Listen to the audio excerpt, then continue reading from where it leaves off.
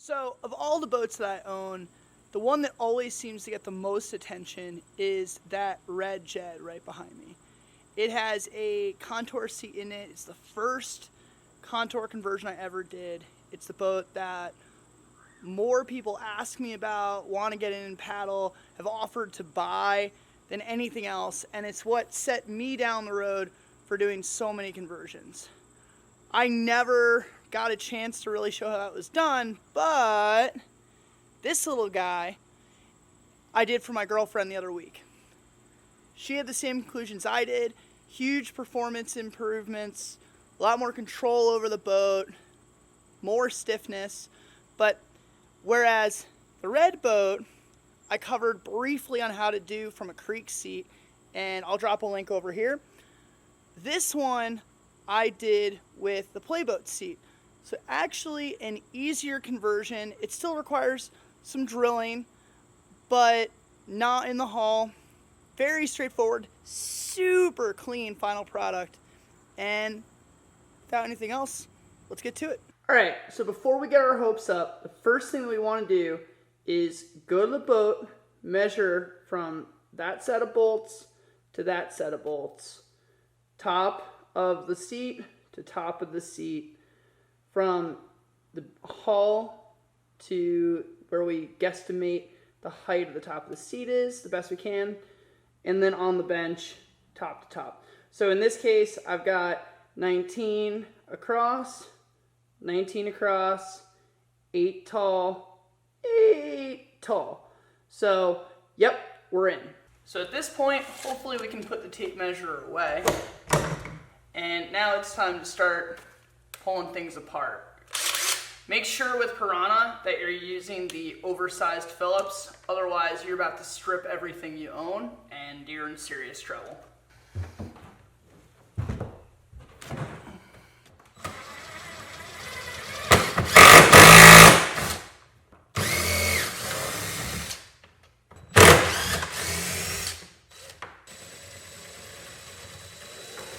These bolts we're going to put to the side. We're going to use them again, but pretty much everything else we're going to toss.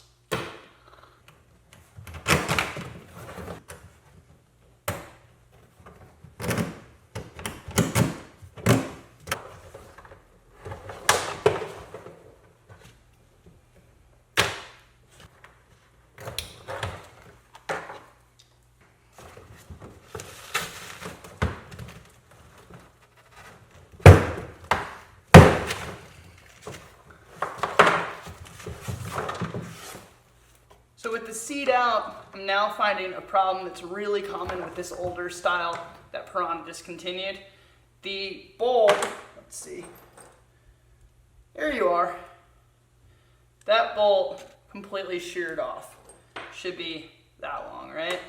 So what we're gonna do is have to find a pair of vice grips and basically screw it the rest of the way through so that it comes off.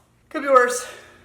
Let's get these vice grips locked on, and we should just be able to, woo, come on baby, there we go. Just tighten until we pull the bolt the rest of the way through. So hopefully that works, otherwise you are in serious trouble. So we're good, the threads look good on the inside, and yeah, we should be okay. So one thing I really recommend is keeping track of spare parts. In this case, even though I toss some stuff, I am going to keep the black washers. So that's going to go into my washer compartment. And now I'm going to start building out the Dagger hardware that I need to finish out this project.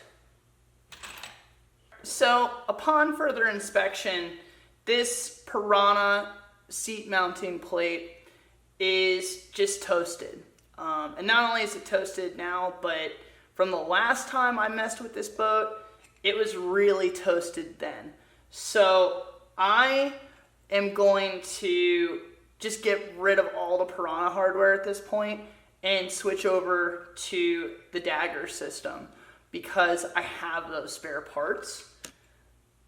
But for the purpose of this, you can just pretend that I am still using the Pyranha system. It makes really no difference whatsoever. If you have access to a lot of parts like I do, I would recommend switching over to the brass bottom plate that Dagger has. Again, this is the playboat seat out of an Axiom or a Jitsu, right? We know already that it mounts differently than the creaker seat, which goes into the same style plate that the Pyranha has. It just is brass and looks like this one. Instead, they have these weird little hockey pucks which slide into this track, and when rotated, they jam up because they're off center, and that is roughly how they keep the seat in place along with the guide system back there. I am at this point going to jettison this whole system. I don't like it, and I want a really snug, tight fitting seat that honestly, once I get adjusted, I'm never going to move again. So because I'm not a instructor or a class or whatever, this is a feature that I think no one needs. The first thing that you're going to notice is that this plate is just not going to stay in here because it's made for the much wider hockey puck. This is a simple fix. Just got to go and run and get a piece of aluminum that's going to fill in this slot. Now, by no means am I going to weld this into the receiving boat. That is just not a thing I'm going to do, especially because in this case, the Jed's track is not welded at all. It's just loose. In some cases, what I have done is I've cleaned it up, flipped it over, sanded and prepped the surface, taken off the excess from where the welds were, and I've used G-Flex to permanently put this into the receiving boat. It absolutely works. It's a little more expensive, but if it's something that you want to do to really add stiffness, sure, highly recommend.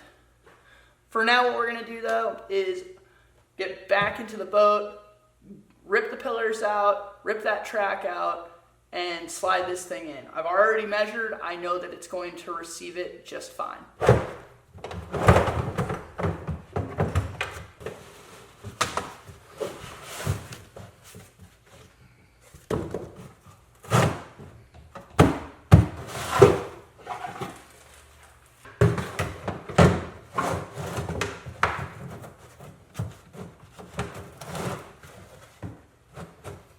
Forgot an important step.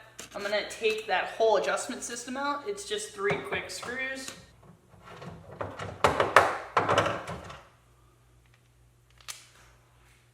There we go. Go ahead and set that aside. Oh, and the spring underneath. Now we're going to get the rear pillar back in.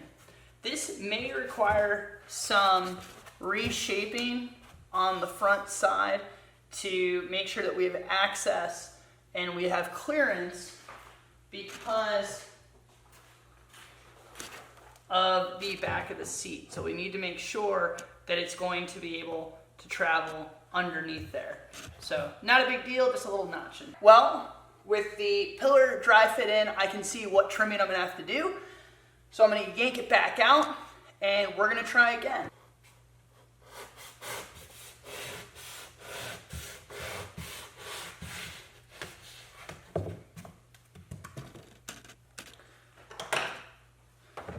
So, just so you guys can see, there's everything.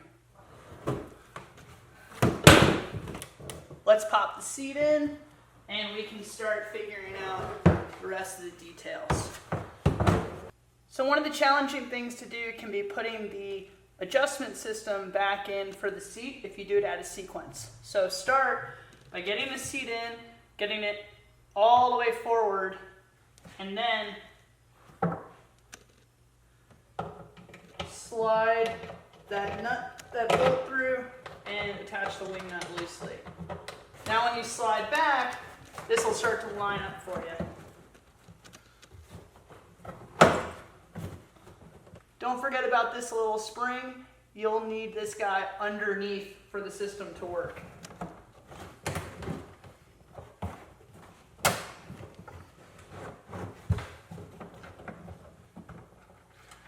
So slide the spring underneath that little traveler, make sure it's caught, and you should be able to take the wing nut back off, slide the seat into position, and start bolting it down.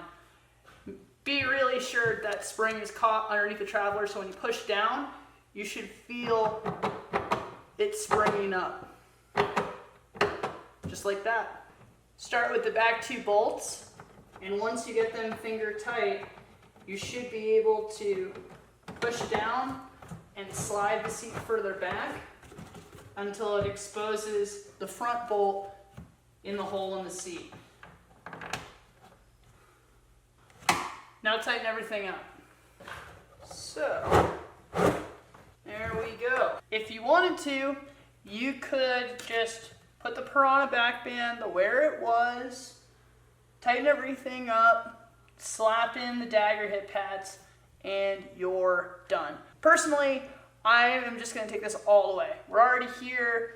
It's not so hard to go the rest of the way, and it's more impressive just to see the full transformation. This is where it gets a little more complicated. I'm gonna basically blaze through it because I've done it so many times in other videos.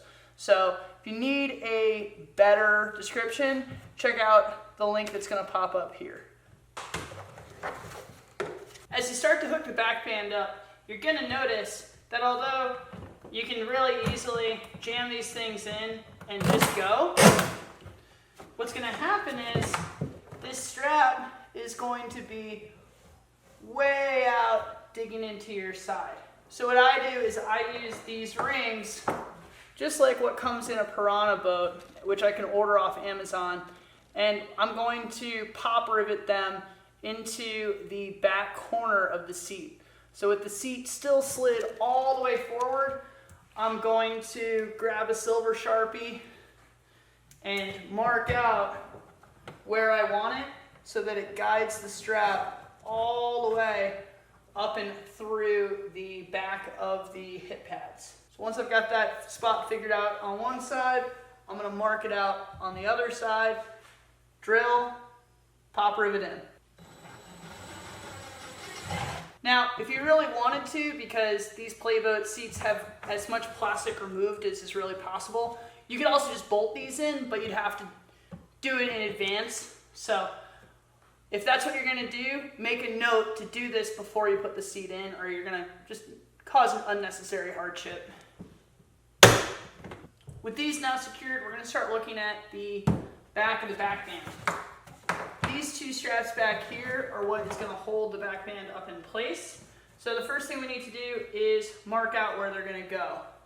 If you do not feel comfortable putting new holes in or cutting into your boat, that's completely understandable. All you have to do is poke a hole through the back side and put a bolt through where the Pyranha bungees used to go on either side. That would be totally good enough. Me, I don't care. There's no warranty on this boat and I'm comfortable doing it. So I'm gonna show you the way I do it. We're gonna loosen up the straps a little bit and then suspend the backband up. And what I'm going to do is just eyeball where I like having it hang. I think what I'm gonna wind up doing is basically marking out just to either side of where Pyranha drilled, and then I am going to notch in to put the straps in. So once you got it where you like it, flip the strap backwards and make a mark the full width of the strap with the Sharpie. So there's my mark. I go a little bit wide and I fan these out. Tends to hold the seat up and way better. So I'm gonna grab a drill bit that's just slightly wider than the strap material, drill out my ends,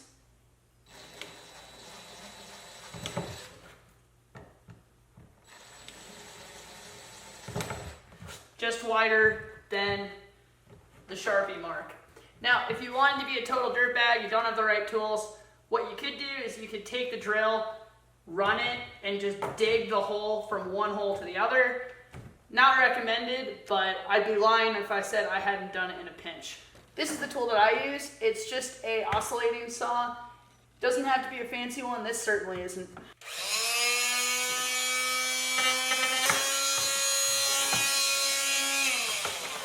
Once I've trenched that out, I usually just use a box cutter just to fish out any loose ends, make sure that the cut is clean.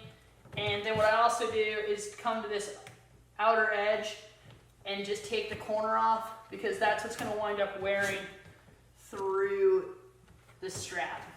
So once that's clear, the strap should fit right through, no problem. Take it out of the clip and feed the loose end through. You want to make sure more than anything else that this knot right here cannot fit through that slot. There we go. So basically as tight as it can get, looks pretty clean. Rinse and repeat on the other side. So with that, we are getting really close to being done with this boat. Obviously, we're gonna slap the hip pads in. We are going to slide this seat all the way back to where you want it and get it outfitted. And then we're going to do the final assembly, sliding that new assembly in and just tightening down. That's it. Not too bad. There are a couple little scary spots, but totally worth it in the end. So how are we going to go from the hockey puck situation to a creeker situation? What we're going to do is go out, buy a slab of 1.5 inch wide aluminum and start converting this around. Start by just marking roughly the length of your brass piece, and then we're going to cut that out with an angle grinder. So we're going to need 2. Go ahead and mark 2. Going to cut these out with an angle grinder. Again, not stressing about making these pretty. Odds are you and me are the only ones that are going to know how shabby this actually looks. You're going to want to clean these off a little bit, make sure there are no hard edges. You can do that with the grinder or with a file if you got one handy. With that all cut out, what I'm going to do is pull the screws out of one of the brass plates and use that as my template to make these backer plates. One thing you're going to notice right here is I am going to offset these plates inward.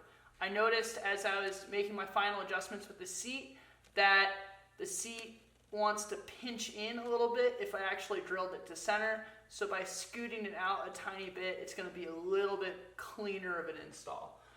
Again, this is sort of nitpicky, something that, you know, more or less be our secret, but I do it just because getting this thing back together again is so much easier, and then it sliding around to make adjustments is just worth the nitpickery. So if you see this off center, that's what I'm doing.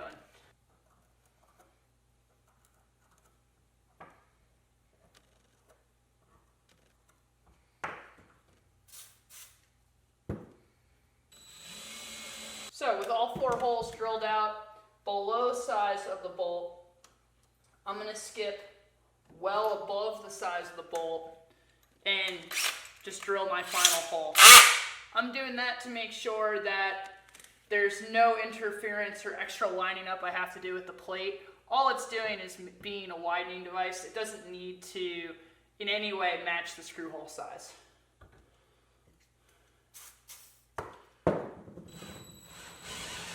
So all said and done, that bolt is just going to drop right in. The last problem we're going to have when we go to assemble this is now you've got 2 metal plates and no way to keep them together. So what I do is find a rivet that's going to work and drill 1 more hole dead center between the 2 holes I just made in this backer plate.